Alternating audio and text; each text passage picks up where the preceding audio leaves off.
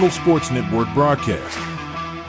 You can find us on Roku TV, Amazon Fire Stick TV, Facebook, and YouTube. Get all your sports news here first.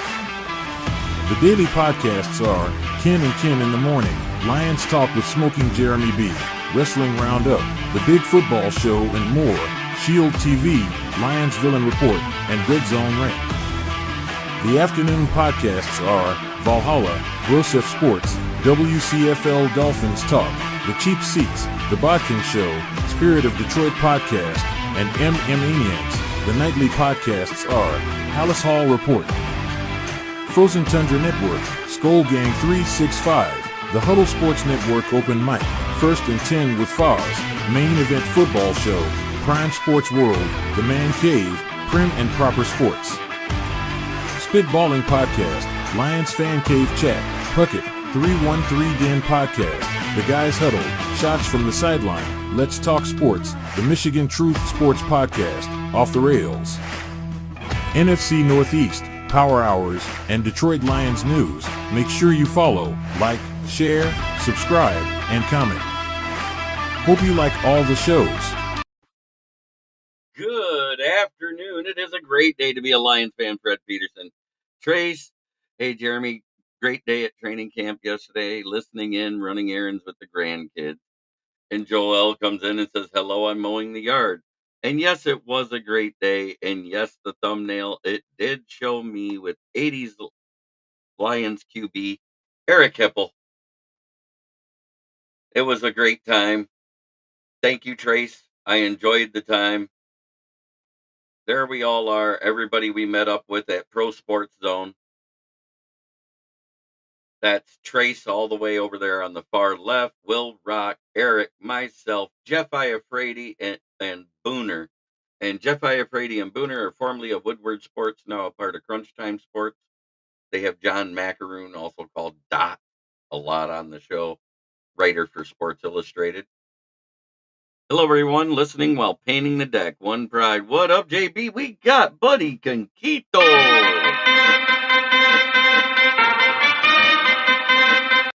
Good to see you, buddy. But training camp was actually a lot of fun. Got to see a little action out there on the field with the ones and the twos. I stayed on the side.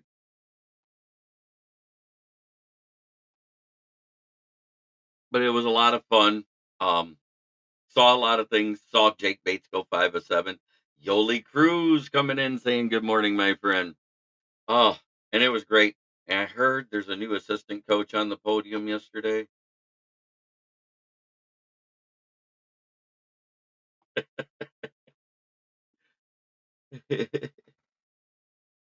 But it's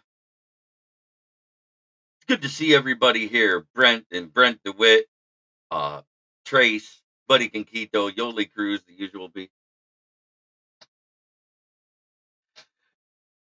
I follow the guy in the center, and the guy to his left is a podcaster I used to watch, as in WillRock. Yep.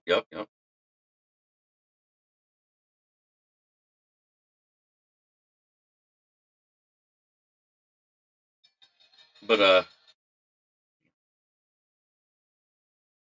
try to close stuff and daughter. My daughter wants to play football. Should be around all her cousins.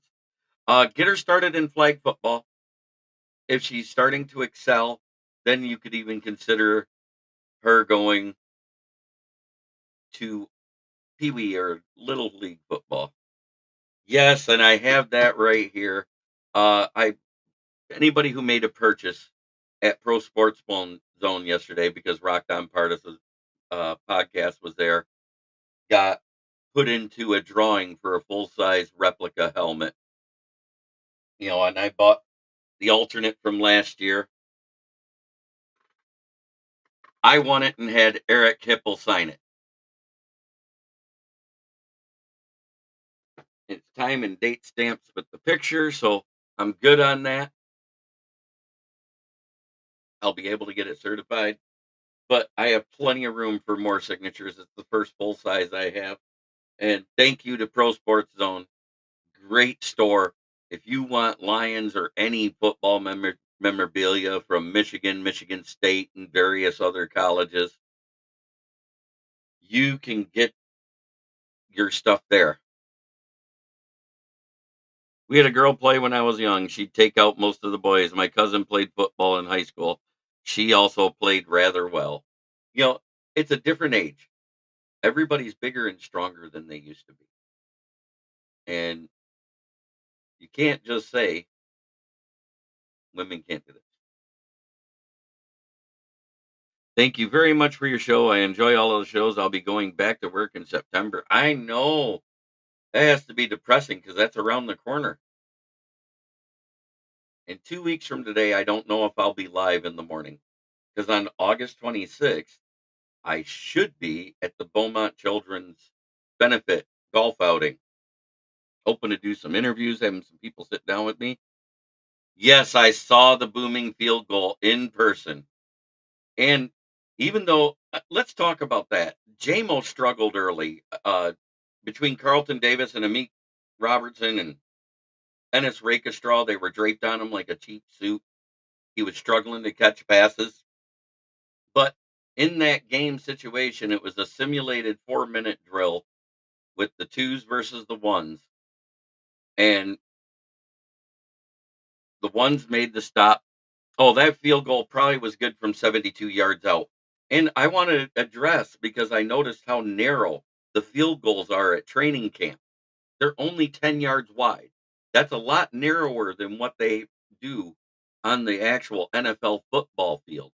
So when people say somebody struggled at camp, so if they're just missing the uprights, it's not really a miss in the NFL. So maybe that's why nobody even really batted an eye other than a few beat writers about the 0 for 6 and the other days where Bates struggled. Because if they were close to the uprights, they still would have been a field goal on an actual NFL field because they have 4 sets of field goals on one field. So they can't make them the same. They're off to the sides rather than down the middle. Because otherwise, you could only have one unit on the field at a time. It would be the ones versus the ones, and then the twos versus the twos. Right. Our secondary has definitely improved. Do not let the media tell you any different. I saw the improvements myself. Yes, Trace, and I did as well. That's one thing I wanted to talk about. If he had to go off the field because he got tired, so next to Kirby Joseph, we saw Brendan Joseph take snaps because Branch is still doing individual workouts. He's not working out with the team yet, so he's not quite there. But he's looking good at what we saw. But Goff threw one over the middle, and Brendan Joseph picked it off because we were watching the ones. The twos were on the other side of the field at that time. Everybody says, "Oh, I heard he picked off Sudfeld." Yeah, he did do that, but he also picked off Goff, so he had 2 interceptions yesterday, and that's good to hear. That a guy that's in his second year, been in the system, on the practice squad, learning the playbook, learning how to play the position, and he's showing out this year. Um, if he looked good when he was on the field, Kirby looked good when he was on the field. Um, on Arnold looked good. They were doing all sorts of drills right in front of us. You say learns accuracy, but I just explained that the field goal's narrower. Notice he didn't struggle with the NFL size field goal outside in a rain with the wind in New York. And there was wind yesterday. We were talking about a 10 to 15 mile an hour wind gust that we had throughout the day. He definitely bent it like Beckham and had it well clear enough of 70 yards. He picked off Suckfeld was Joe. No, and believe it or not, we were talking about that because in practice, Suckfeld looked like he could throw. Amazing. But we have all said it before. There are guys that are good at practice and not good when the lights are bright. And I think Suckfeld's one of those guys. I think he's more like an assistant to the assistant QB coach type thing.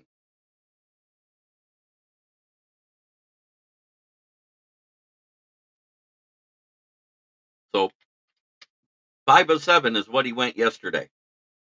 And the both times he missed in practicing, they made him redo it again. In the practice part before the drill, he had a long of 53. Yep, there are guys that panic under the lights, and I think Suckfeld's just one of those guys. Campbell won't use baits. Come on now. Uh, he did at New York. He already did once. And when the rain started coming down heavier and the wind got worse, he didn't use them. So there's a difference there. That's a situational thing, John Dorn. He did use them in that game.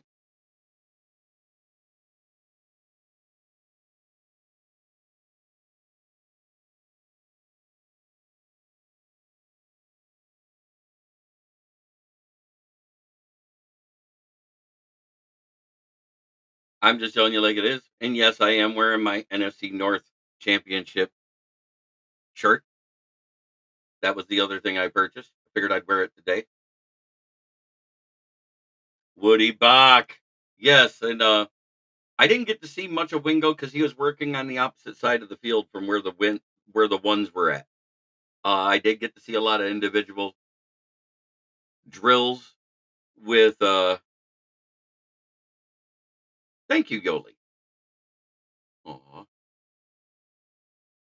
QB's tough to figure. Accuracy, defensive recognition, then I have no idea. Grit. For lack of a better word, there's a lot of QBs that showed a lot of grit this weekend. JJ McCart. I know you know JB. I was telling the chat not to believe the negative from the media or the negative from fans outside the organization. I get it. Um, One thing I can tell you is Rakestraw is not slow, nor is Terrion Arnold, regardless what their 40 time said.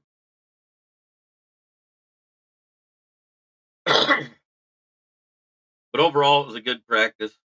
It was nice meeting everybody and hanging out with them and watching the practices. Struggled bad. Oh, he was awful.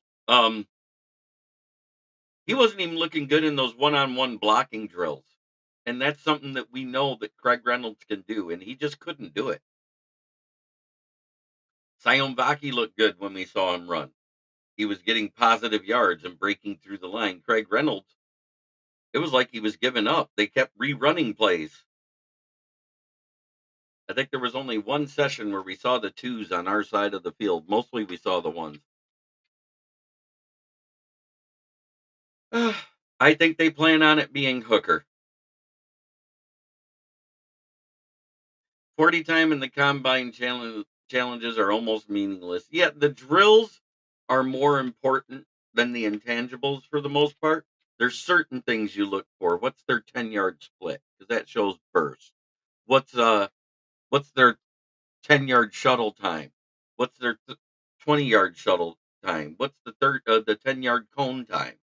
Um, there's all sorts of things that actually do equate to the NFL and the RAS, that relative athletic score. It takes all of that in. But when you look at the game film and you see that someone's faster than what they were at the combine, I had a great weekend, Ricky Sakat. Got a new mini. It's not signed yet. Unfortunately, where we were, there were so many kids. I think all those players said, fuck those kids, and just didn't come around us. I think that's what it was, Trace.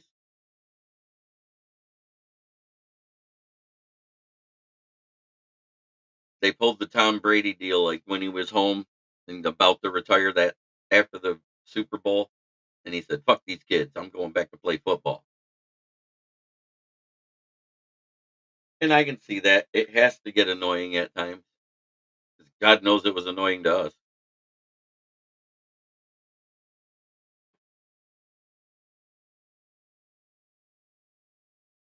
Vaki looked pretty good.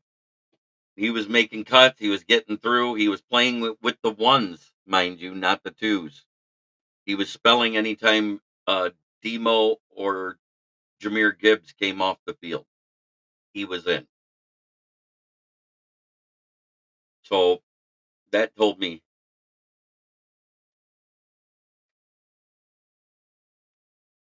40 time is the reason I'm on Raw. Brian Branch, Terry on Rakestraw are Lions. Yes, 100%.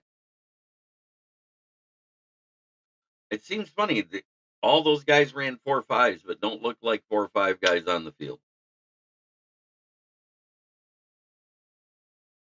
Laporta was running, but not taking team drills as well. Parker Hess had a couple good catches. I heard James Mitchell had a good one with the twos, but I wasn't on the other side. But it was nice talking shop with WillRock, Erik, the Uperlite guy. He's amazing. He's a lot of fun. It was nice meeting some fans like Michael Garrity and Aaron and McKinley, her husband. Meeting Eric Hipple was really cool. He's a good guy.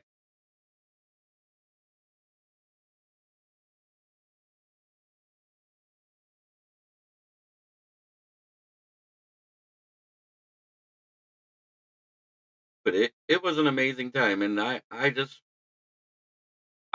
didn't come out with any bad feelings.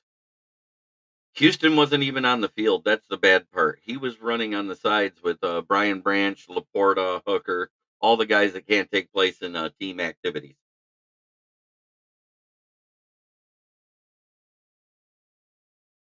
The guy who looked lost to me was Chris Smith, the kid out of Notre Dame. Yeah, Notre Dame sounds better. Um, at times, CJ Moore, of course, Kendall Vildor. Those guys are struggling. They're struggling at camp. They struggled in game. Maurice Norris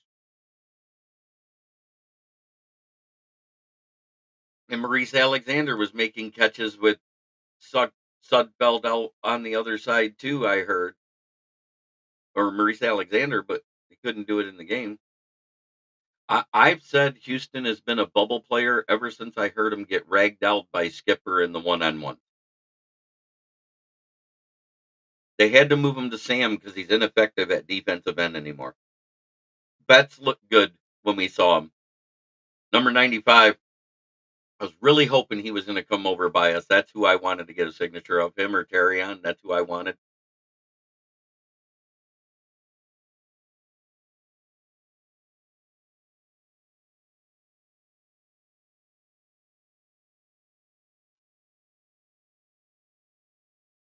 Vildor struggled yesterday while we were there. Vildor helmet didn't struggle.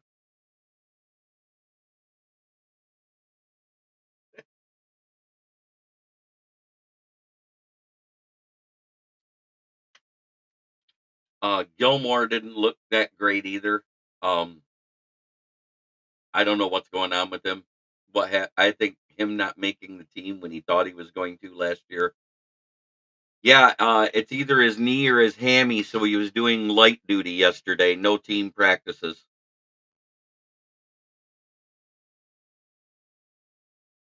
They talked about it yesterday in the presser. You'd have to go watch it. I didn't get a chance to see the presser because we were at Pro Sports Zone.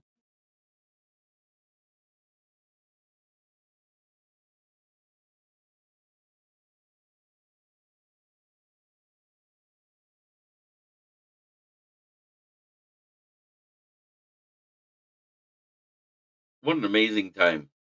It was just great all day. It was great talking Lions for God a total of 6 hours yesterday and watching. Yeah, we moved spots because we listened to somebody else. Oh, this is where all the players come, and none of them went there. They went all around us. Yeah, but Terrion, um, Broderick Martin went over there. Yes, he injured his knee. I read that's it's a sad story, but maybe they'll move him to the pup list if he can't play, and that's how he stays on the roster. The physically unable to play list doesn't count against the roster or NFA. And it can't be an NFI because it happened in camp. So maybe IR. Martin and Levi, yes, look good. Aleem, of course, looked good. The O line looked stout. Goff pretty much had his way of wherever he wanted to throw the ball versus the ones. Strength versus strength. because when it became the ones versus twos, it was obvious that our D line was dominating that O line. Manu looked good. He looked like a Hulk out there. Oh my God, to see him in person, the pictures don't do him justice, people. He was huge.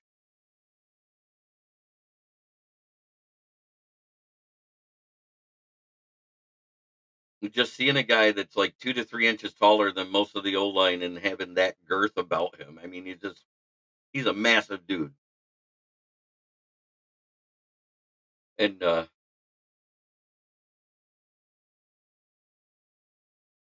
yep, Davenport was looking okay. Wingo, it was up and down with Wingo because he was mostly versus the twos. So I don't think they're ready for him to take that step into the next level.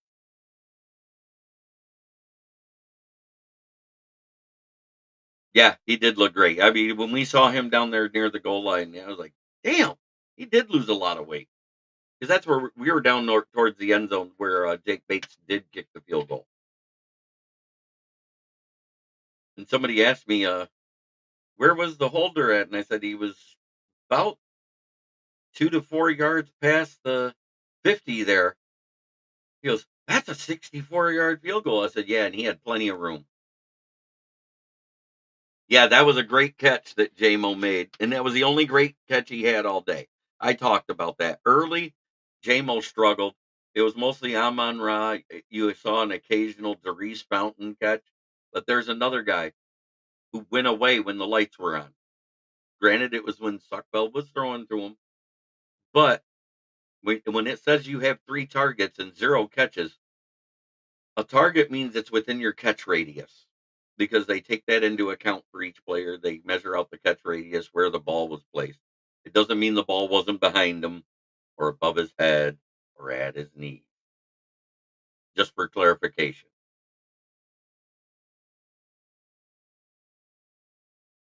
It is time to play my intro, though, and give you a little lion stuff. Here locally in the community, make sure y'all go check out Kneecap Body by Jeremy Campbell.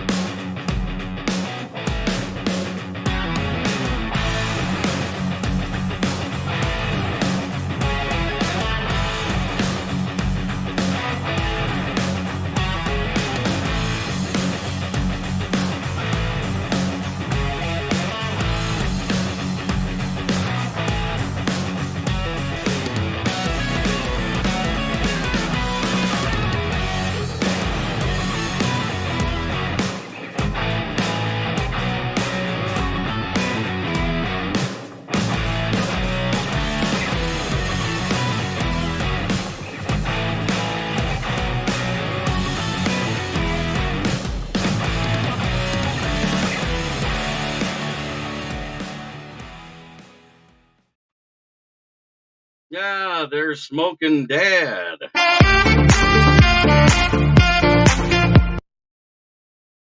Got a groove when Dad comes in. You know, he's a former DJ for parties and stuff like that when he wasn't working at the factory. Yes, backup center Kingsley looked pretty decent as well. Still needs work, but he is improving. That is 100%. So there was a lot to take in. It's a big field. You know, they literally set up 2 sets of field goals on a regular size field. So one side can work one way and one side can work on the other side.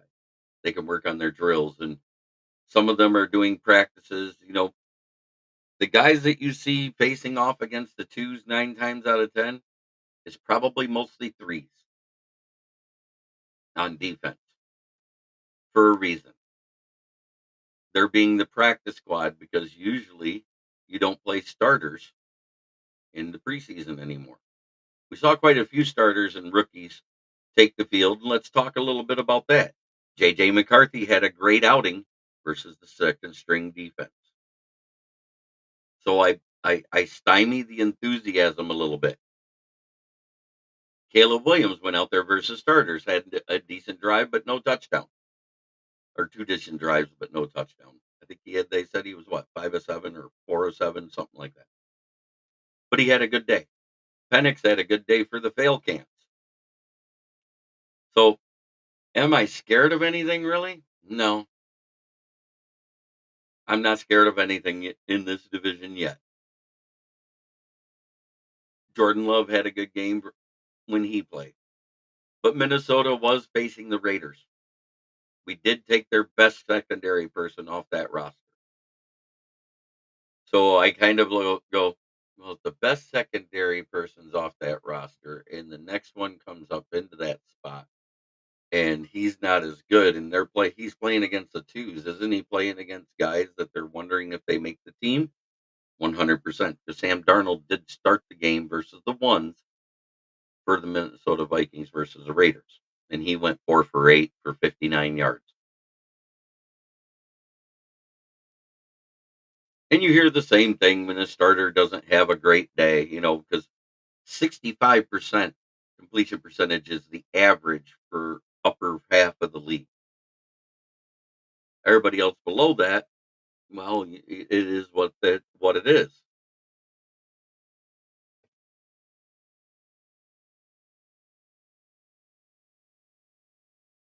But there were some good performances. There were some okay performances.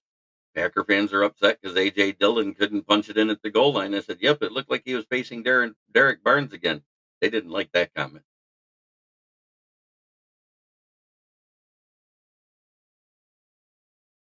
but it was factual.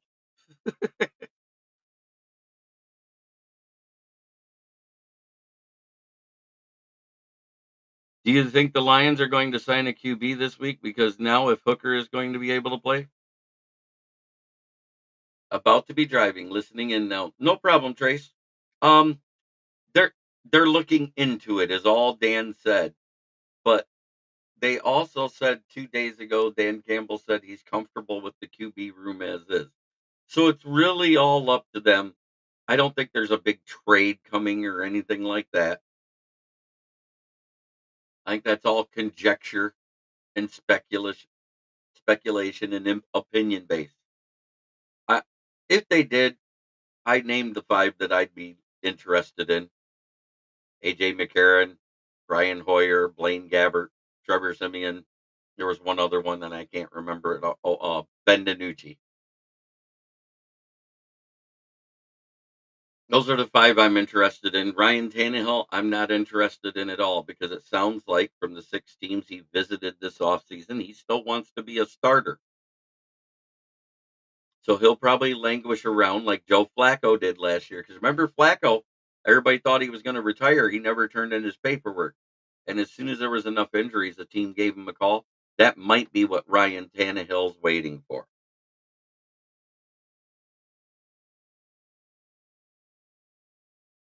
I'm just, I don't like to speculate we're doing anything, but I do like those five guys I mentioned out of all of them.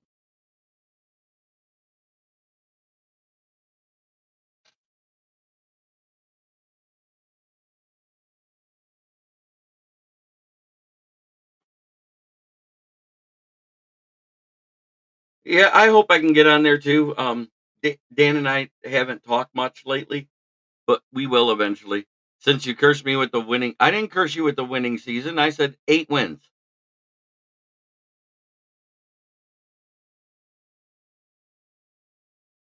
Dan letter. Oh, he's still salty about that.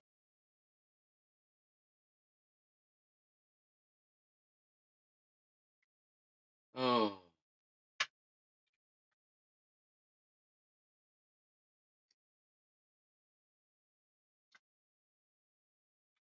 I cursed you with 6 to 8 wins. If that's a winning season, your math is off.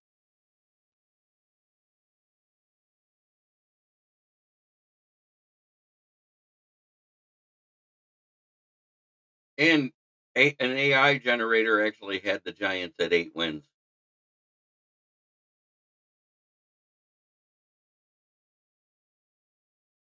Yeah, it showed that position between the corner and the safety. The safety was over the top to hit him if he caught it. The corner was underneath in zone. I showed you the angle where it was right. He wasn't open.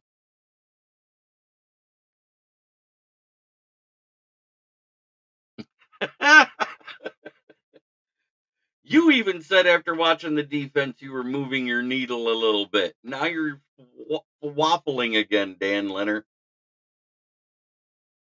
You're just mad because Drew Lock sucked.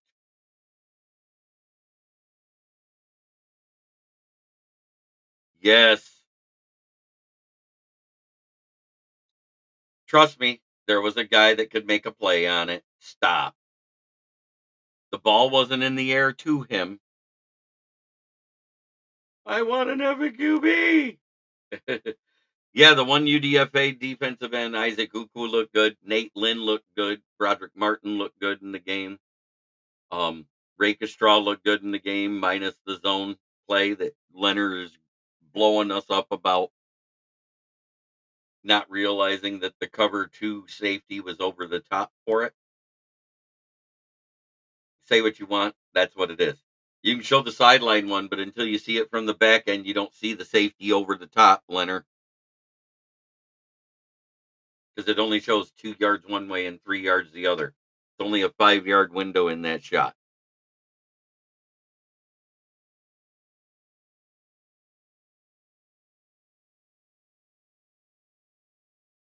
He wasn't open.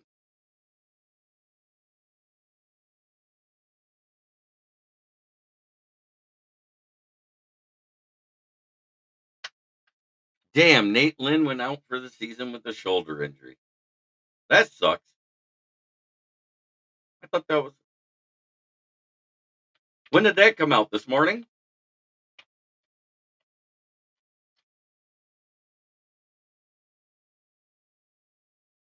It can't be a completion if the ball isn't thrown that way, is all I got to say. You can't say it would have been a completion because you don't know when the ball would have been released.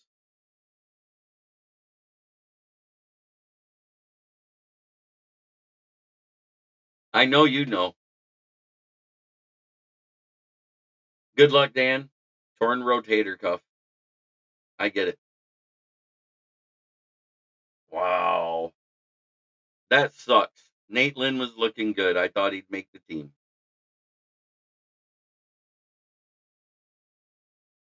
So that must have happened at camp yesterday, and I didn't see anybody go down like that. Maybe that's why we saw more bets. Man, that's a shame. Mm-mm-mm.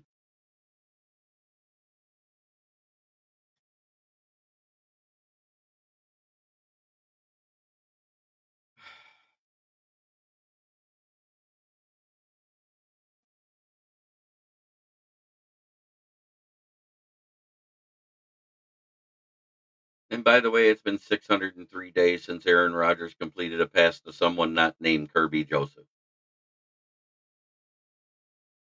Yes, I keep the counter running every day.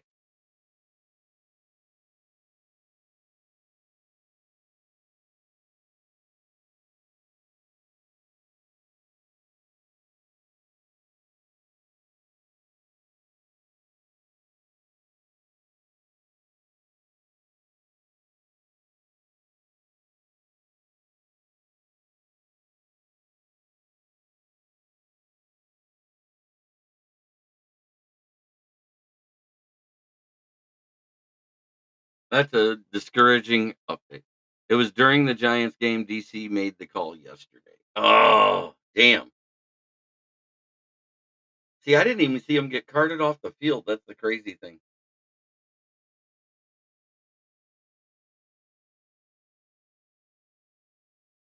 I know a lot of podcasters have been saying the elite looks of Mikai Wingo, but PFF doesn't see it that way.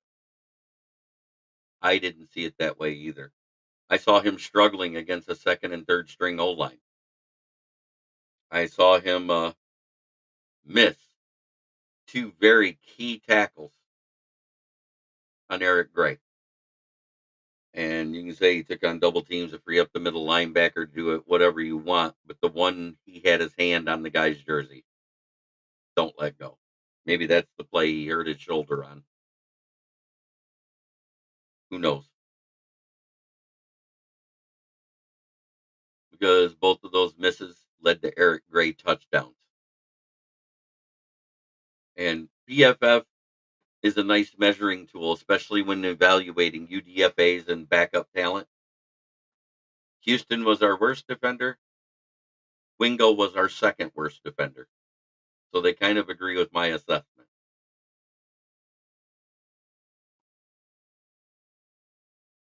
Proof is in the pudding. Right there, Mikai Wingo, 29 or 28.3. He was 27.7 in run defense. Mitchell Agood was our best on both sides of the ball. Ben Neiman was anemic in the pass defense, but good in the run defense. Khalil Dorsey was horrible in pass defense, but did good in run. Betts, yes, I hope to see more of Betts too. Marcus Betts was one of our top guys up there overall, or he got above a 60. 60 and up is considered average to great. Anything above 80 is elite to very good. Amik Robertson was our best in pass pro, anemic in the run game. Mitchell Agood was great in the pass defense, okay in run defense at 77, which is still good. Ennis Rakestraw had an 80 in pass defense and a 62 in run defense. Nate Lynn had a 78. Oh yes, Martin looks like a man possessed. Brendan Joseph actually did decent in both. If you look at his name, his numbers are a little closer to each other than everybody expected him to be. But Matthew Betts, he was solid, a 61.4 and a 61.5. He was exactly the same at playing both. Not bad, not great, just good. But Martin, he was one of our best guys in the pass defense, and he was just above average at 62.6 in the run defense. Stephen Gilmore, average. Kerryon Arnold, better in pass, okay in run. Malik Jefferson uniquely was awfully close to each other in those stats. So was Jalen Garnes, but it was all bad. It was below 60. CJ Moore, below 60. Hogan Hayton, long snapper, below 60 for the punt team. Khalil Dorsey, awful. Awful on one side, pretty good on the other. David Bada had a horrible game. Kendall Vildor, god awful, horrible in both. Chris Smith, horrible in both. Maurice Norris, horrible in both.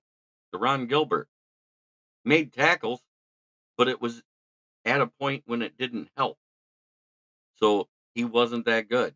Mikai Wingo was almost non-existent like James Houston. So that's how that broke down on the defense. Offensively, I can't believe Duke Clemens was our best rated guy as the backup center. This kid didn't get a lot of money, guaranteed. Dan Skipper had a good game. Connor Galvin was having a good game till he went down with his MCL tear. Sion Vaki had a decent game, especially running the ball. Parker Hess was solid on both sides, run blocking and passing. Coyote Awasika had a decent game. Donovan Peoples-Jones, as much as everybody knocks him, he actually had a decent game by PFF. Michael Neat, just an okay game. Isaiah Williams, solid on both sides. Jake Burton, he did all right. Shane Zylstra, just all right. Brian Hudson, just all right. Maurice Alexander, I don't know how he got a 61 and a 60. He looked awful to me. Plus the two drops on special teams. James Mitchell, below average. Donovan Knight, below average. Antoine Green, below average. Jake Funk, below average. Agakun had a rough day, but looked good yesterday. Jalen Calhoun, below average. Caden Davis, below average. Traquan Smith, below average. And I'll tell you how bad Traquan Smith was. I don't remember him being in the game. Therese Fountain, we know what he did. 0 catches on 3 targets. Was awful on both sides. Corby Solsdal, he really struggled once he moved to tackle. He did all right in the first half at guard, but at tackle he was awful. Sean McKeon, who had a catch, but actually did not have a good game. Hendon Hooker, he was all right. Ike Becker. All I know is the offense looked electric while Hendon Hooker was on the field. But our worst guy, 100%, was Manus, Jefferson, and Sudfeld was the absolute worst. And then Tom Kennedy. So if that's any measuring stick of what happens this offseason, we have a lot of guys that have a lot of things to prove if they want to make the 53. Because think about it, 11 of them are starters and on each side of the ball. So there's 11, 22, plus your 5 special teams guys. So that's 49 guys. That leaves 4 spots left.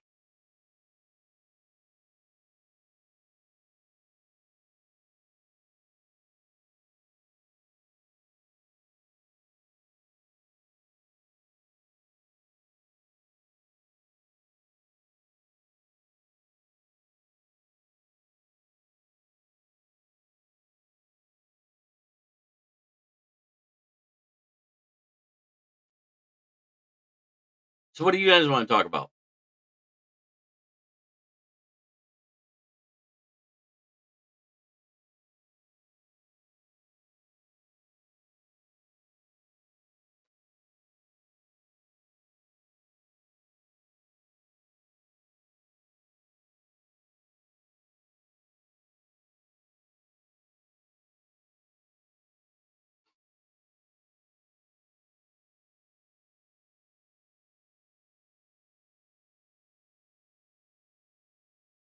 Any other questions for me? I mean, Jeff Iafrate and Booner was awesome. I talked to him not only before the practice started, but during the training camp too.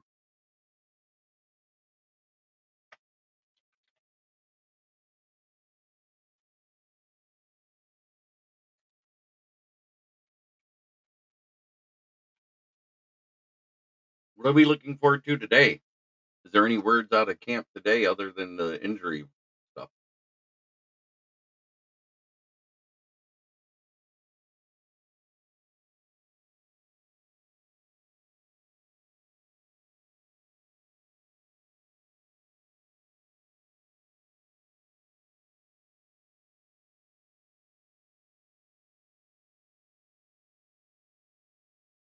So far, there's nothing about today. At least not anything new. It's all about Jake Bates ending an highway. Why did they leave the heavyweights? Because Woodward Sports was becoming toxic. Anybody that had anything positive to say after we didn't trade for a defensive end at the trade deadline, they all told Booner and Iafrate there's no way the Lions were going to win the division now that we sucked and we were going to go into the tank.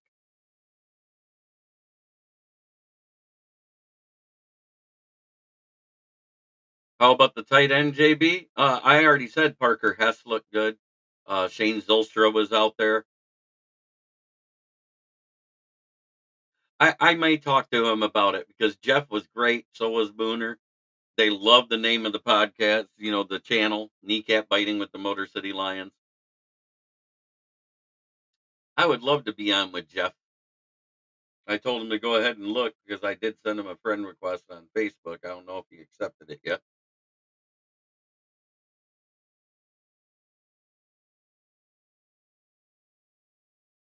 Let me see if I can find him again.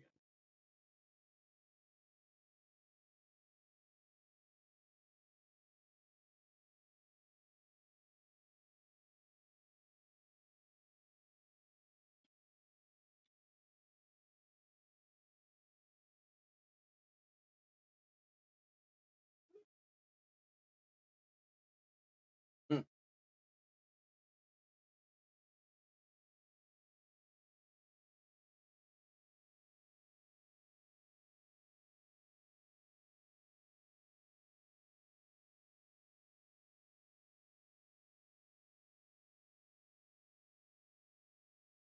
Those two guys are great.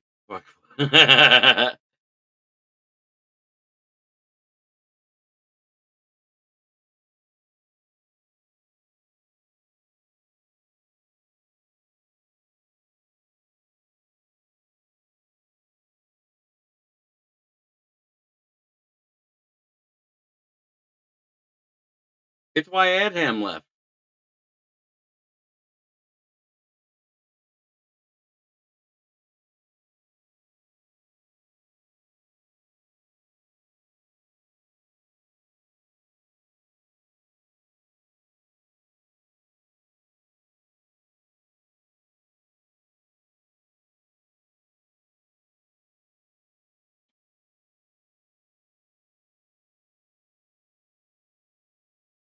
I just sent him a message. Yeah. Adam wasn't bad, but he was I like Adam. And I like Crunch Time Sports. They got a good show. John Macaroon comes in there, the beat writer for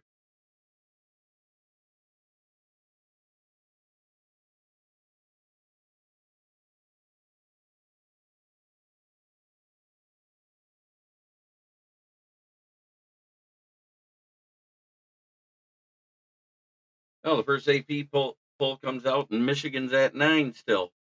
Imagine that with all the stuff going on.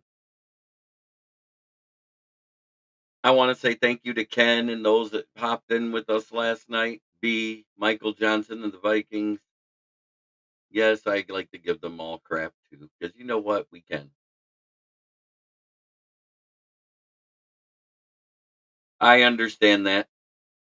Suckbelt, I agree he has to go, but it's whether Dan and Brad feels he has to go. But until that time, we're stuck with what we got.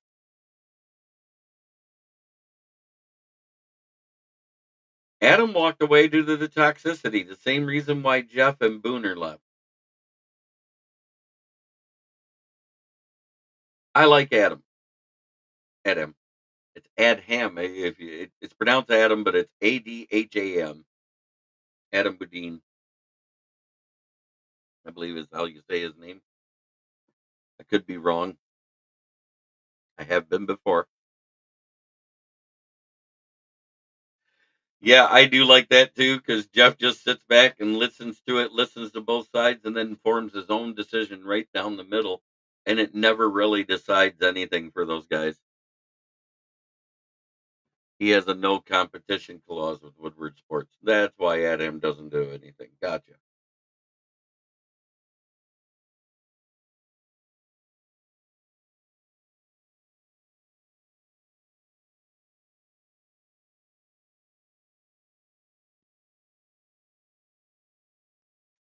But what an amazing day. Let's go see. Let's do a subscriber count update because we got to be getting closer soon. Still at 494. Get some more people out in the thing. 6 more and we'll be doing that giveaway.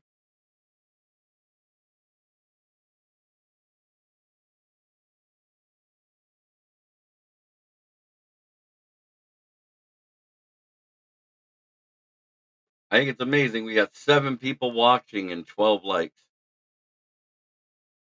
Yeah, I heard it was a toxic thing in Woodward Sports. There was a lot of toxicity, is what Jeff and Booner was saying. I don't want to get any more detailed than that. I don't know whether it was from the top, from other co hosts, but it was getting rough on them to be able to continue there. So they went off on their own. I can't say I blame them. I always tease Jeff for being a closet Bear fan, and Booner does have a temper, 100%. And as we get more injured guys on it, I am too. But at the same time, our front 5 is healthy.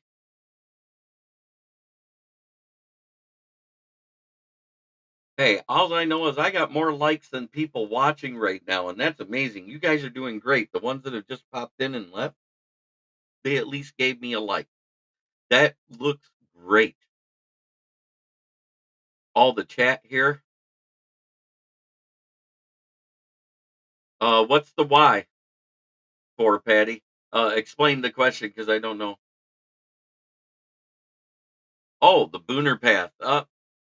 Yeah, because at the trade deadline, he basically laid it out where we'd get to the NFC Championship game, and those guys all like poo-pooed it and everything else. And lo and behold, he called it exactly right that it would come down to the Lions and 49ers, and he didn't know who'd win.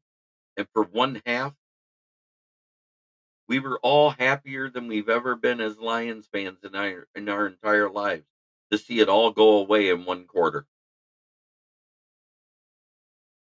It was a plethora of things that went wrong, including coaching decisions in the third quarter. Our starting offensive line would not see the field in preseason. You got to get on crunch time, JB. I'm going to try. Like I said, I want to do a collab with them and talk with them and possibly see Doc on there, John Macaroon.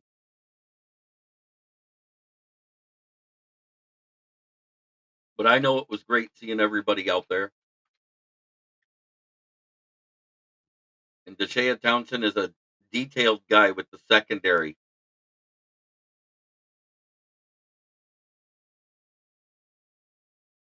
Oh boy, the views and opinions of Jeremy Bellrick Jr. does not reflect that of kneecap biting with the Motor City Lions or smoking Jeremy B.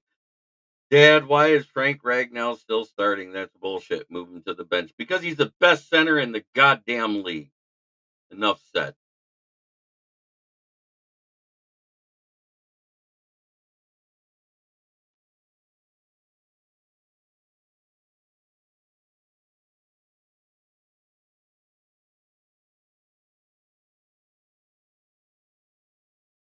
All I know is this rings true from last year to today. This QB is ass.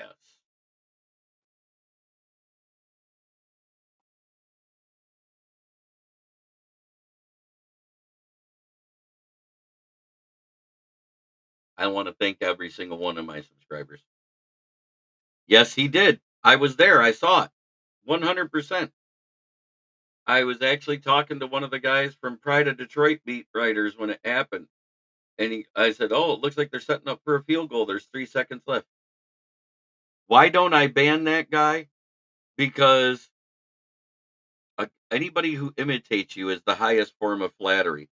And if you actually see, he spells my last name wrong, so we know it's not Jeremy Ballrick Jr.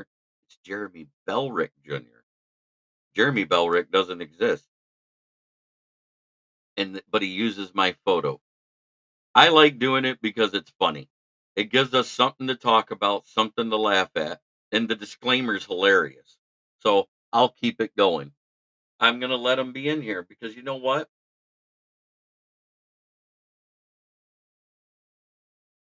That's how it goes. I don't like to ban people over stupid opinions. Now, if you come in here lying to me or bullshitting me or degrading my fan base, then I might do it. But a subscriber is a subscriber. That gets me closer to being paid. Why do I want to take out somebody who comments every show and throws a like up there?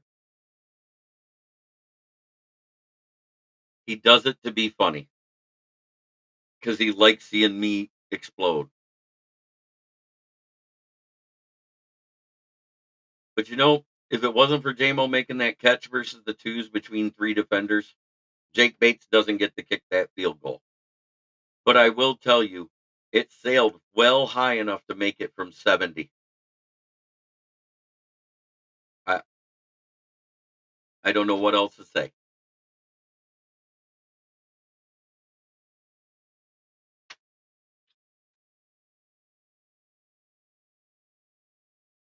It is the time to talk about sponsors.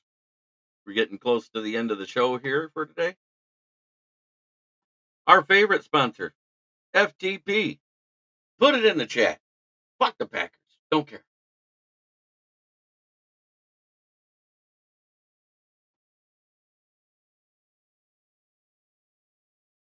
Just Packer fans. No, I don't even get rid of Yoli. I won't get rid of Ken Catalone.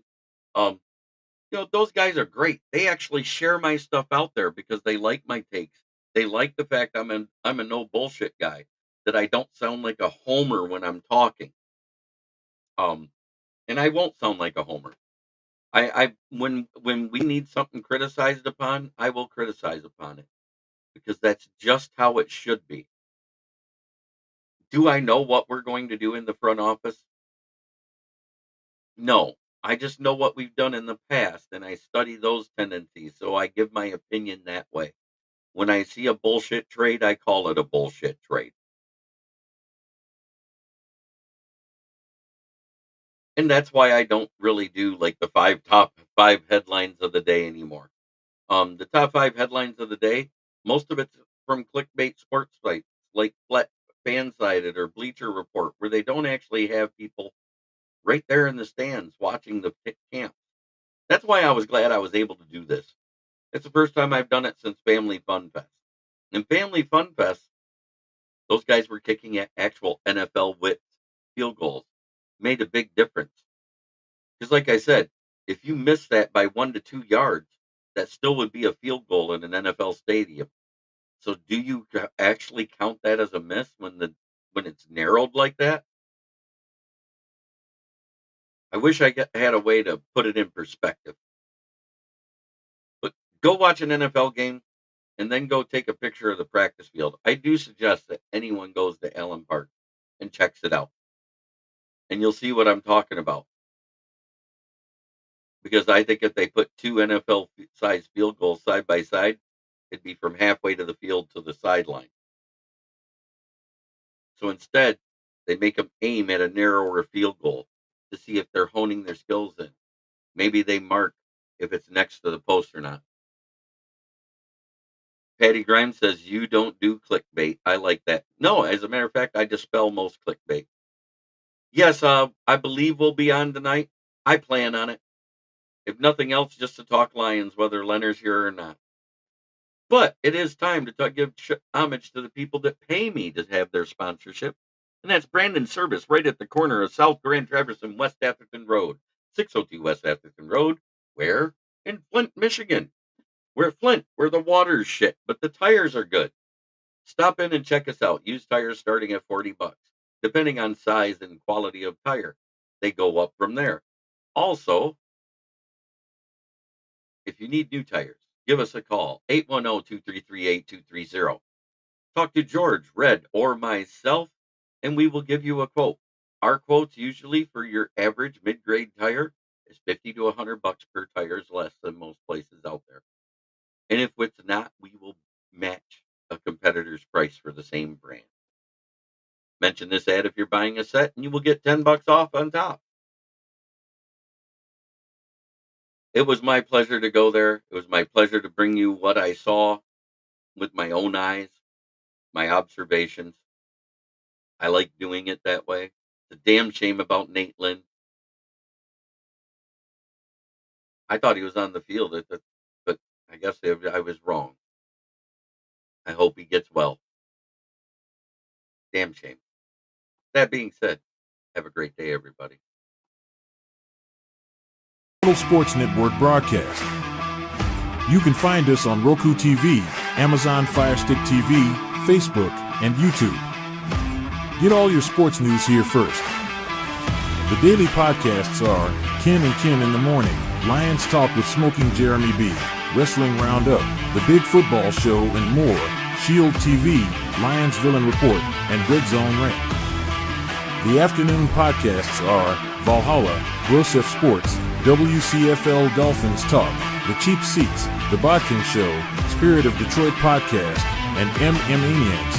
The nightly podcasts are Hallis Hall Report, Frozen Tundra Network, Skull Gang 365, The Huddle Sports Network Open Mic, First and 10 with Foz, Main Event Football Show, Prime Sports World, The Man Cave, Prim and Proper Sports. Spitballing Podcast, Lions Fan Cave Chat, Puckett, 313 Den Podcast, The Guys Huddle, Shots from the Sideline, Let's Talk Sports, The Michigan Truth Sports Podcast, Off the Rails, NFC Northeast, Power Hours, and Detroit Lions News. Make sure you